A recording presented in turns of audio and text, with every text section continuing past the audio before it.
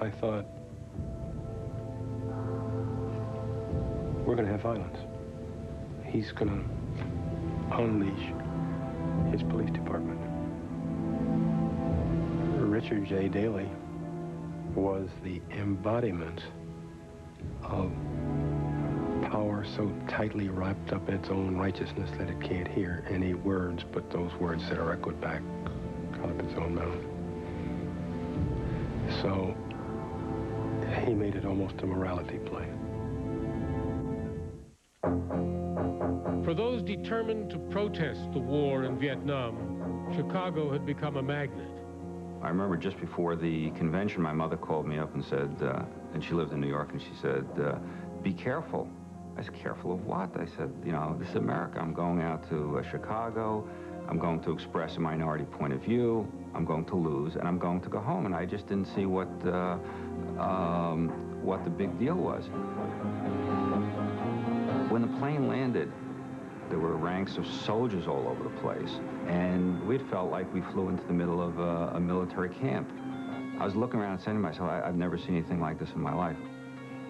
There was a phone strike on, so the phones weren't working. There was a taxi cab strike on, so you couldn't take a taxi cab. They had a bus strike, so you couldn't take a bus. And it became very clear that the city, and particularly the places where the delegates were, we were under siege. At Lincoln Park, the protest leadership organized self-defense sessions for the benefit of the cameras. The press had arrived in droves, and the demonstrators were eager to get their attention. The first time that the media came out to film a snake dance, I think Rennie Davis or Tom Hayden said, no, we aren't really ready for this because, you know, we got to train a little bit more. And, you know, come back in a couple of days. It's a very grueling thing to do, bouncing from one leg to the other, holding arms with somebody. There's a picture of me somewhere in it, bouncing up and down and looking rather silly, I think. But it did look impressive for the 30 seconds they did on the news.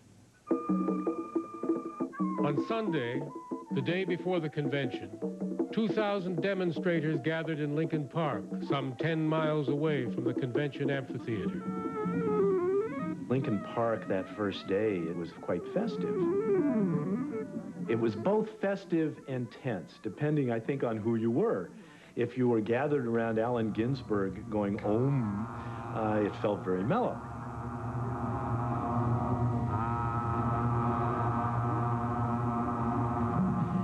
But for many of us, there was a lot of tension in the air and a real sense of foreboding because the police were all around. It was small. It would have been one of our smaller demonstrations. We were getting much bigger crowds, 100,000 in Washington. It would have been a pimple, a footnote, a blemish on history. But they made a mistake. Protest leaders argued that the demonstrators had nowhere to sleep but the park. Daley is enough of a politician to know that those are tactics on the part of the other side, that if he allows them to stay all night in the park, then they'll ask for something else that they think is unreachable. It's a game. Their objective is not to be able to sleep in the park. Their objective is to have a fight with policemen. In about 11 o'clock, the police lined up in a long line, almost shoulder to shoulder. Must have been a couple thousand of them. And we were aware that at 11 o'clock, the stagecoach was going to turn into a pumpkin or something was going to happen. The police appeared with helmets and gas masks, and there's these tear gas canisters fired into the park, kind of as an announcement that they're coming. The tear gas is pretty awful stuff. And there's panicking and running, and everybody's running out of the park and falling over each other. And then the police come after them with billy clubs.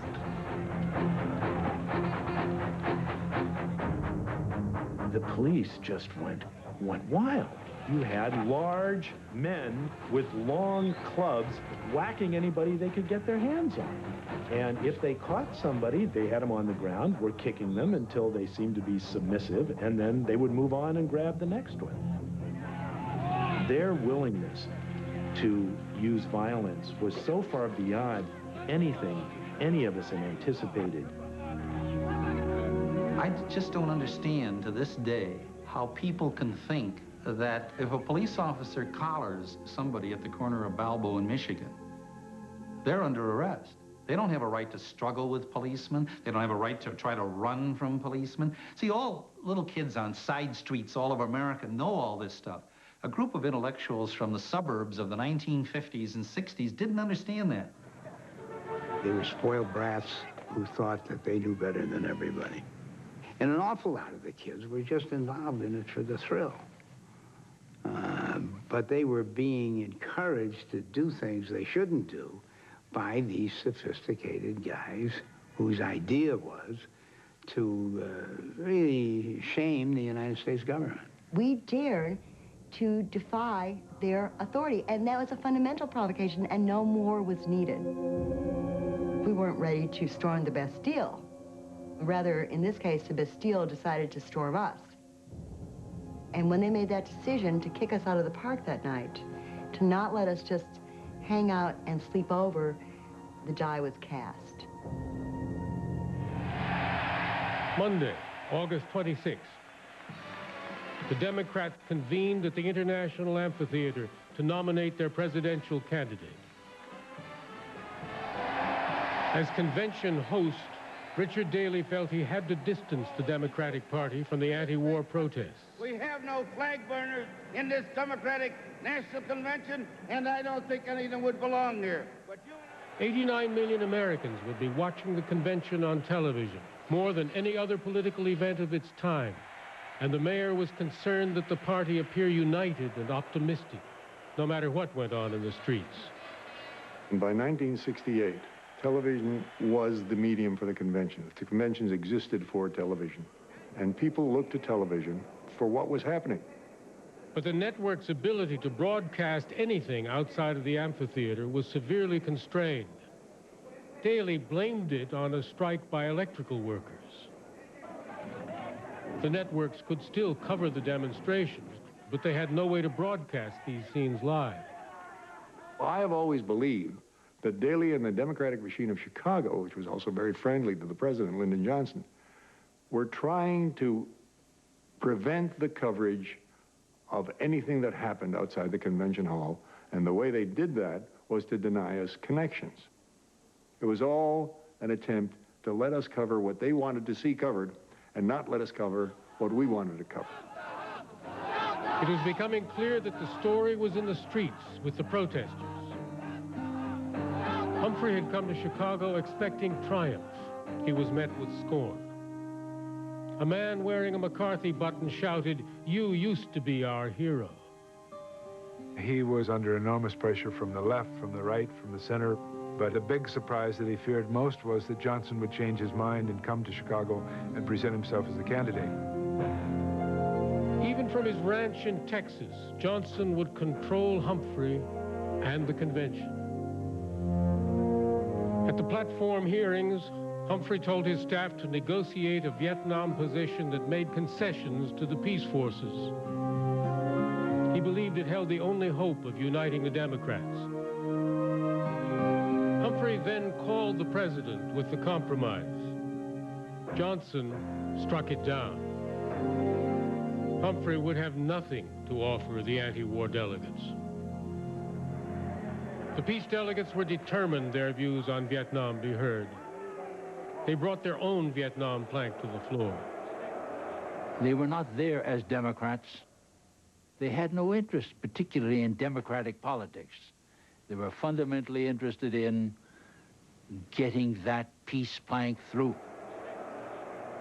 By and large, we were outsiders, and we were imposing on them, and they made it very clear to us. We didn't belong there.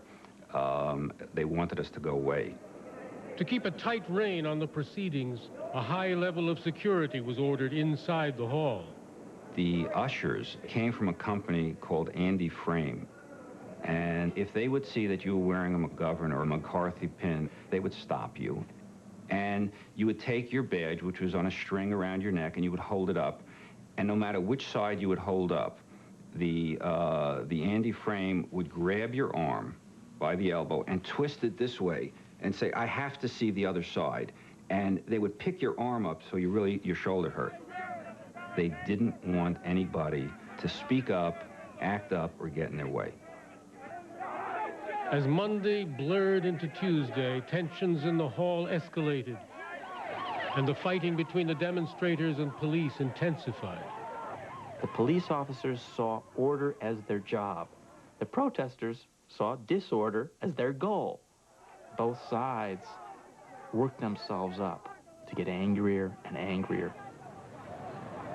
The Chicago policemen who were in the streets of Chicago were from blue-collar families.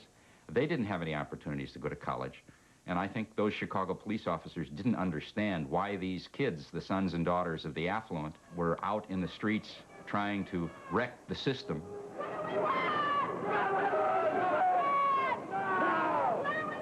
I felt that they were just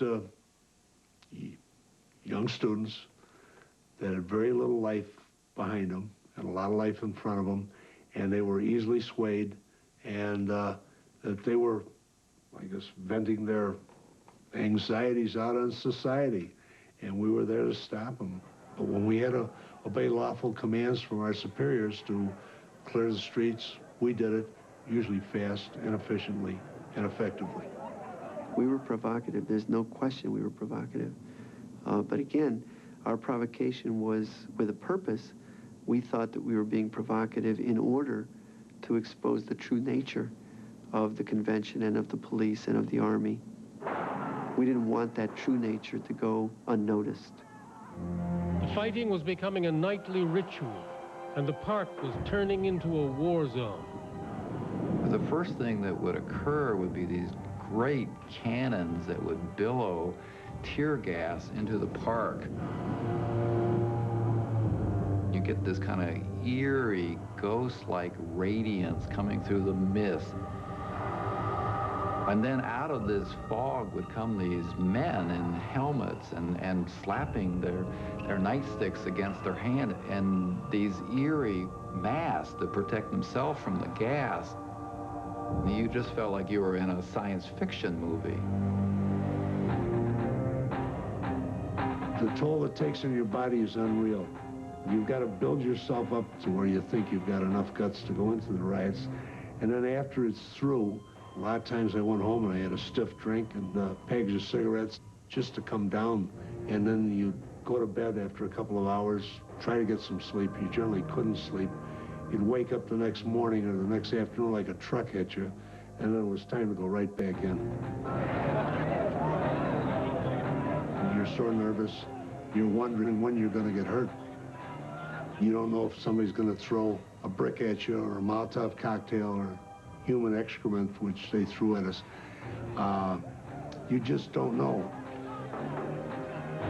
One particular hippie that got knocked down started hollering, "Medic, medic," and it seemed like in the middle of a riot, the whole riot stopped.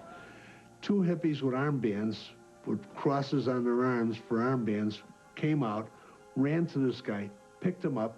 We all stood there and watched, took him off to the side, and then the riot continued.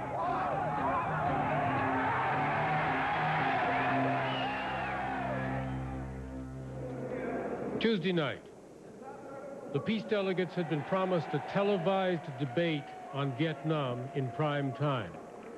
But now the convention managers were delaying, pushing the debate past midnight when the audience would be far smaller. The fact that we were going to talk about what was going on in Vietnam while all of the country watched was not something that the administration wanted.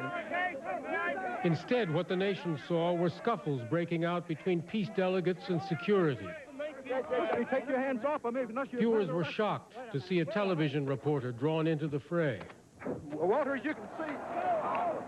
By 1 in the morning, enraged peace delegates demanded the convention adjourn and the debate be rescheduled.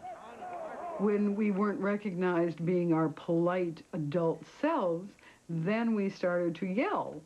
And we yelled, "Let's go home. Let us out of here. We can't take this anymore." With the convention disintegrating into chaos,